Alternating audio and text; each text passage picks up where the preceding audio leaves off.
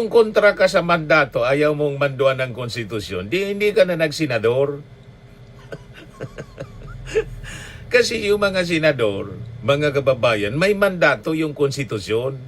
Pati nga hindi senador, kasi yung konstitusyon natin saligang batas. So, any one of us, hindi man pwedeng kontrahin yung saligang batas. Batas nga yun, no one is above the law. O, naintindihan mo yan, Robin Padilla? Ayan kasi, papasok ka dyan. Pumasok ka sa pagiging senador, hindi mo man naintindihan kung ano mandato pala ng Senado.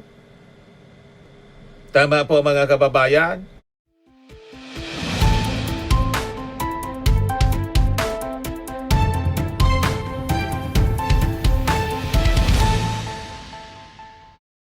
Hello po mga kababayan, si Dante Maravillas. O, puro na naman sablay po yung mga sinabi ni Senator Robin Padilla. Ayan, sabi ni Robin, kapag kami ay nag-oppose, huwag sabihin na kami ay bias. Trabaho po ng minority yon. Yan po ang parliamentary procedure na dapat naming sundin. Yan po ang sinasabi ng demokrasya. Yan o. Padilla, Senate minority will oppose convening of the impeachment court. Pati pala yung pag-convene ng impeachment court, kukontray nila, i-oppose nila kasi opposition daw sila. Kasi yon ang trabaho ng opposition, ang kumontra lang ng kumontra. Ay, Senator Robin Padilla, hindi man po ganyan ang papel ng opposition, yung mag-oppose lang ng mag-oppose. At pati yung mandato ninyo to convene, mandato na po yung pag-convene ng impeachment court. Hindi ko mo nasa opposition kayo, pati yung mandato sa inyo ng konstitusyon, i-oppose ninyo. Tama po mga kababayan? Kung kontra ka sa mandato, ayaw mong manduan ng konstitusyon, hindi ka na nagsenador. Kasi yung mga senador, mga kababayan, may mandato yung konstitusyon. Pati nga hindi senador, kasi yung konstitusyon natin saligang batas. So, any one of us, hindi man pwedeng kontrahin yung saligang batas. Batas nga yun, no one is above the law. O, naintindihan mo yan, Robin Padilla? Ayan kasi, papasok ka dyan. Pumasok ka sa pagiging senador, hindi mo man naintindihan kung ano mandato pala ng Senado. Tama po mga kababayan? Yan ang sabi ni Robin Padilla. Kaya mga kababayan, yung kanyang statement. Yan sabi ni Robin Padilla. Kapag kami ay nag-oppose, wag sabihin na kami ay bias. Trabaho po ng minority yon. Yan po ang parliamentary procedure na dapat namin sundin. Yan po ang sinasabi sa demokrasya. Hindi man po yan parte ng parliamentary procedure, yung kontrahin ninyo, yung mandato ng konstitusyon na mag-convene yung Senado once may impeachment complaint na niakyat sa Senado. Ang mandato ng Senado mag-convene. Paano kontrahin mo yan? Iba po mga kababayan, bakit mo kukontrahin yung pag-convene ng Senado? Ngayon parte ng mandato ninyo. Malinaw, Senate trial upon the transmittal of the articles of impeachment from the House of Representatives. The Constitution mandates that the trial by the Senate shall forthwith proceed. The Constitution grants the Senate the sole authority to try and decide impeachment cases. Mandato. Bakit mo kukontrahin yung pag-convene? Imandato ng konstitusyon. Yan During an impeachment trial, the House acts as the prosecutor, represented by a panel of 11 members, selected from its own members. Pati yung kung ilan yung prosecutors, dapat 11. Yan ang rules. Who may be assisted by private lawyers given they are supervised directly by the panel. The impeached official is defended by his or her own chosen counsel. O ito, convening the impeachment court. Ano sabi dyan? The presiding officer, si Tito Sen, of the trial defense on the official being impeached. If the Philippine President is on trial, the Chief Justice presides but does not vote. In such case, the Senate President formally requests the Chief Justice to attend at a specified time in place for the consideration of the articles of impeachment.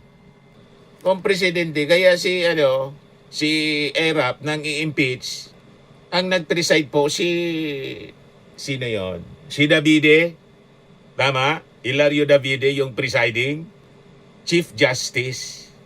Bakit? Iyon ang sinasabi ng konstitusyon. May mandato.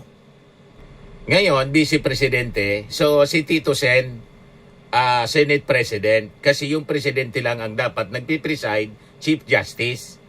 For other officials, for other officials, the Senate President serves as the presiding officer. Before considering the articles of impeachment and beginning the trial, the presiding officer takes a prescribed oath and subsequently administers an oath of affirmation of all senators to do impartial justice according to the Constitution and the laws of the Philippines. The senators are required by the rules to observe political neutrality, defined as exercising their duty without unfair discrimination and regardless of party affiliations or preference. Naintindihan mo yon, Robin Padilla? Wala na dapat doon yung kung opposition ka or minority ka. Pag ikaw ay umupo bilang senator judge, dapat nag-observe ka ng neutrality. Naintindihan mo yon? Neutrality. Yun ang mandato ng konstitusyon. Kung hindi mo kayang sundin ang konstitusyon, di lumayas ka dyan sa Senado. Naintindihan mo na, Robin Padilla? Yan kasi, tatakbo-takbo kang senador. Hindi mo pala alam. Dumaldal ka ng dumaldal. Na yan, mandato ninyo. Hindi mo pwedeng kontrahin ang pag-convene. Hindi mo pwedeng i-oppose kasi mandato ng konstitusyon. Malinaw? Siyempre malabo kasi nangangamoy Duterte ka nga. At proud ka kahit sunugin, sabi mo yan mismo, amoy Duterte ka. So ang dapat sa'yo, siguro, kung may delikadesa ka pa, mag-inhibit ka na lang bilang senator judge. In all the Duterte senators, mag-inhibit na lang kayo. Kung hindi ninyo pwedeng i-observe ang neutrality bilang mga senador. Kasi yun ang mandato ng konstitusyon. Napakalinaw. The senators are required. Ibig sabihin, that is mandated. Required ka by the rules to observe political neutrality defined as exercising their duty without unfair discrimination and regardless of party affiliation or preference. Naintindihan mo na Senator Robin Padilla? Kung hindi ka makakapag-observe ng political neutrality, mag-inhibit ka na lang siguro. Kasi ang sinisira mo mismo yung institusyon, yung Senado. Yun ang mandato ninyo. Hindi pwede yung sinasabi mo na nasa opposition kayo, minority. Then, yung trabaho ninyo is to oppose. Hindi ganon ang trabaho ng parlamentaryo. Alam mo bang ganon? Gusto mo makita ang ebidensya? O yan Rights and duties of the opposition in a parliament.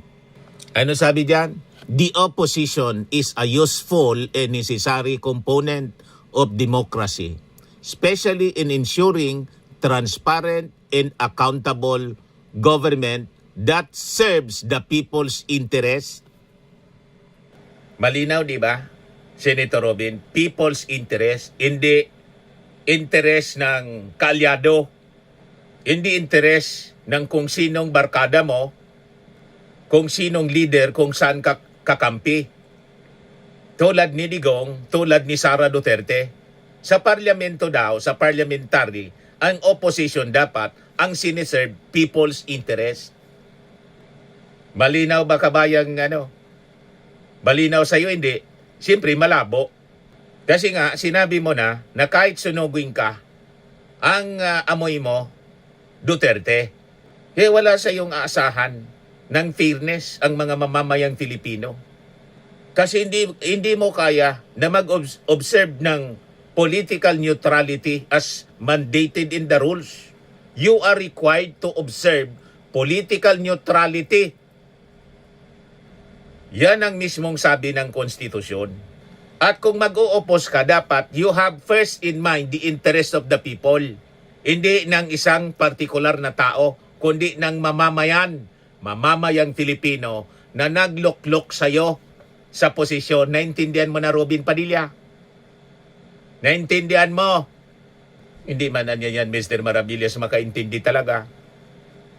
Nagsenador ka pa. Di ba may kasabihan tayo? Sino nga yung nagsabi noon? My loyalty to my party ends when my loyalty to the people begins. Or my loyalty to my country begins. Si Manuel Quezon, yung nagsabi niyan, yun ang tama. Hindi dapat sa partido ang loyalty o kung kaninong tao, kundi ang loyalty ng isang elected official sa kanyang bansa, sa mga mamamayang Filipino na silang sumusweldo sa inyo, sa amin na mga mamamayang Filipino. And you, as you sit as a judge, bilang senator judge, dapat tumigil ka na sa kakadaldal mo ng partiality. Dapat i-display mo neutrality, na wala na yung delikadesa sa inyo. Sa lahat ng mga kaalyado ni Digong, ni Sara Duterte, walang mga delikadesa, mga kababayan. Tama itong sinabi po ni Attorney Lorna Capona, no? So the senators already voted and said that they will be loyal to the Vice President even without looking at the evidence. They can question that. Where is your political neutrality? You are here to serve the people. Tama. Tama yung sinabi ni Atty. Capunan. Nandyan kayo para maglingkod sa mga mamamayang Pilipino. Hindi maglingkod sa iisang tao lang. Hindi man kay Sara Duterte, kay Digong galing ang sweldo ninyo. Tama yung tumanaw ng utang na loob. Kasi di ba, tinardon ka ni Digong. Tama yon. Pero more than that, dapat as a senator judge, you have the mandate from the Constitution na dapat neutral ka. Wala eh. Yung mismo ng saligang batas, ang binaviolate ninyo, hindi ko maintindihan kung sino yung mga legal advisors po. Sigurado ako may mga consultants siya, mga abogado na bilang staff niya or chief of staff. Hindi ba ninyo man lang ina-advisean itong si Robin Padilla, mga abogado? Matindi ang display niya ng biases and partiality. Hindi yan maari. Senador ka. And you'll be sitting as a senator judge. At maling-mali, mga kababayan, yung paniwala mo na pag nasa oposisyon ka sa parlamento, trabaho ninyo yung umupos lang ng umupos. Hindi ganun po. Ayan key characteristics of responsible opposition. Ano sabi diyan? Ang responsible opposition dapat constructive kung mag-criticize. Instead of merely complaining or using mudslinging, responsible opposition involves proposing alternative policies, methodologies, and solutions. Ganon dapat. Loyal opposition concept. The opposition acts as a loyal opposition, meaning they are loyal to the nation. Hindi sa isang tao, to the nation, to the country. In its democratic system, even while opposing the ruling party. Kaya sinabi po ni Manuel L. Quezon, my loyalty to my party ends when my loyalty to my country begins. Yon ang tamang prinsipyo. Ang loyalty mo dapat hindi sa iisang tao, ang loyalty mo sa bansa. Sa mamamayang Pilipino na nagpapasweldo sa iyo, Robin Padilla, naintindihan mo yon? Hindi si Digong, hindi si Sara nagpasweldo sa iyo. Ang nagpapasweldo, pati si Sara pinapasweldo ng mga mamamayang Pilipino. Kaya dapat magtanaw ka ng utang na loob, hindi kay Sara, hindi kay Digong, kundi sa mga mamamayang Pilipino. Sa iyong bansa. Tama po tayo mga kababayan? Yan alternative governance. Yan ang responsible opposition. Dapat, ang ino-offer mo is alternative governance. Preparing itself to take over the reins of administration, which requires presenting a superior vision. Dapat superior, mas mabuti, mas maganda, and policy manifesto to the voting public. Ang ino-offer ninyo, hindi man superior. Basta ang gusto lang ninyo, Sara. Gusto lang ninyo, Duterte. Hindi man po yan, superior vision ang luklok si Sara kasi wala ang respeto sa mga institusyon tulad ng Kongreso. Di ba? Wala nga siyang walang alternative, sige lang ang panira. Yan ang gusto ninyo kasi kaalyado ninyo. Personal interest kasi ang nagdadrive sa inyo pong pagkatao. Puro pang-personal ninyo. Ano pa sabi diyan? The national interest over politics. Dapat yon ang nangunguna. While opposing the government, a responsible opposition understands that when the nation's existence or core national interests are at stake, they should cooperate or offer bipartisan advice rather than praying for the failure of the country. Yan ang responsible opposition. Hindi ko mo-opposition ka, umopose ka lang ng umopose. Kahit yung pag-oppose mo, labag na sa konstitusyon, pati yung pag-convene ng Senado, gusto mong kontrahin para hindi matuloy ang trial. Anong klase yan? Ang mandato sa inyo, mag-conduct ng trial. Kung gusto ninyo, di-acquit ninyo, yon, kasi magbubutan kayo bilang mga judges, i-acquit ninyo. Pero yung trial pa lang, yung pag-convene pa lang ng Senado, gusto mo nang kontrahin, ano yon? Parang yung ginawa ni Bato de la Rosa. Wala siyang kapangyarihan na mag-motion to dismiss, nag-motion to dismiss. Anong klase kayo mga senador? Mga responsable kayo mga senador? Mismo na yung ating konstitusyon ang nilalabag ninyo. Wala kayong karapatan na umupong senador pa ganyan. Dapat tagapag-defend kayo ng konstitusyon. Yan ang inaasahan sa isang member ng parlamento, ng Senado at ng Kamara. Defend the Constitution. Yun ang sinumpaan ninyo, di ba? To defend the Constitution. Anong nangyari sa inyo? Defend Sara lagi. Defend Digong, defend Sara. Anong klase kayong mga tao? Yan Ano pa? Use of legal channels when opposing government actions. They resort to proper channels such as the judiciary rather than just using corruption allegations as campaign tools.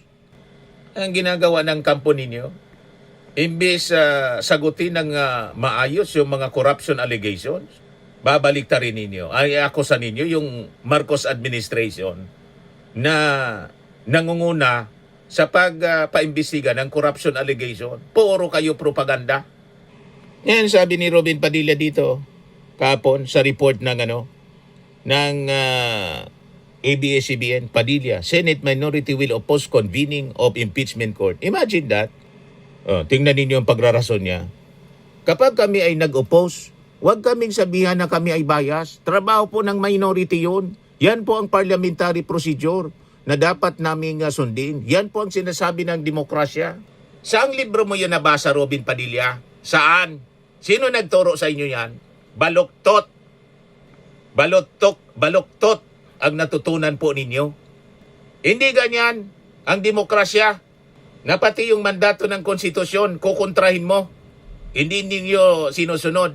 You're defying the very mandate sa mga senador to forthwith proceed to convene as an impeachment court. Napakalina yung mandato ng Senado.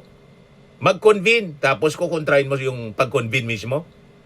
Yan natural lang yun. Natural lang yun Yun ang parliamentary He said, kayo naman, tagal nyo na dito, basta minority, yan ang papel.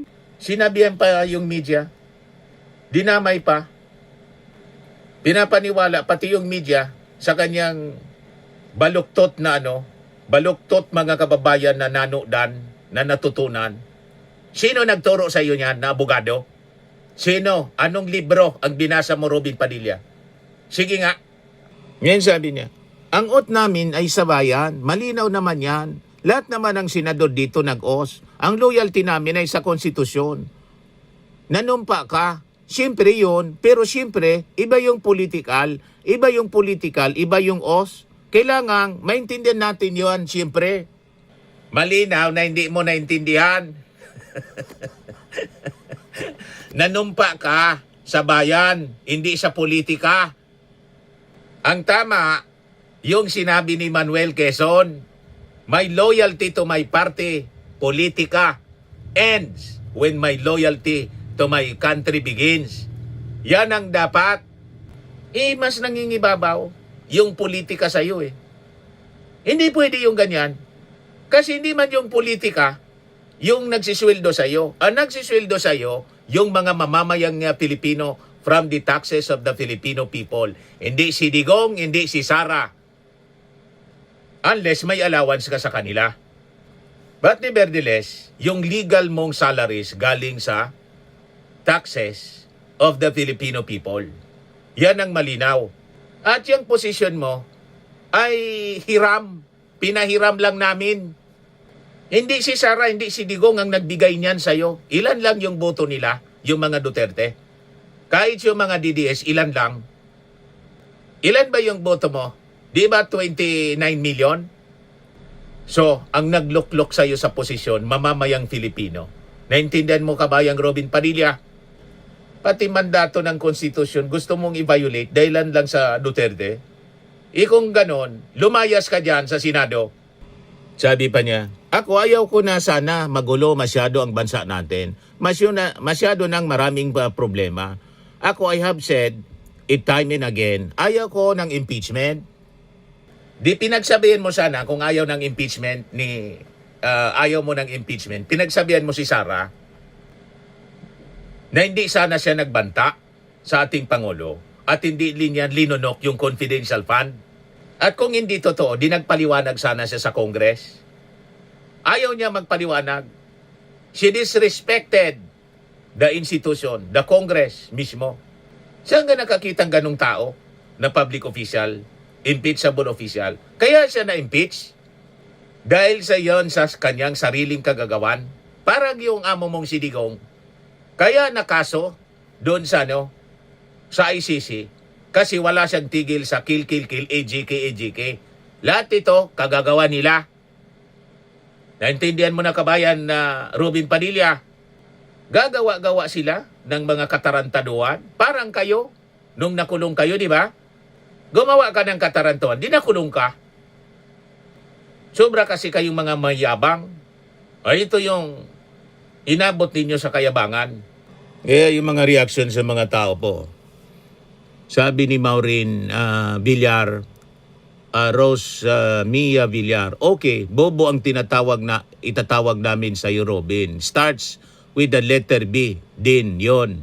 Sabi ni Filipinas Pantilla, obviously, he does not really know why he is there. Sabi ni Just Sagala, the Senate has the constitutional mandate to receive impeachment complaint from the House. It's a mandate, not a prerogative. Why would you oppose it?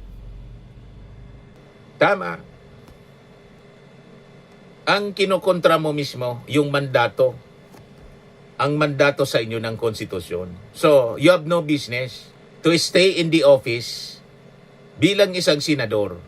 You have no business na nandyan ka sa Senado. Lumayas ka na lang, Robin Padilla.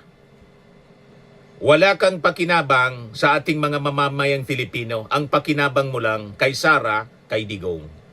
Tama yung plano mo. Lumayas na lang dito sa Pilipinas, sa ibang bansa ka na.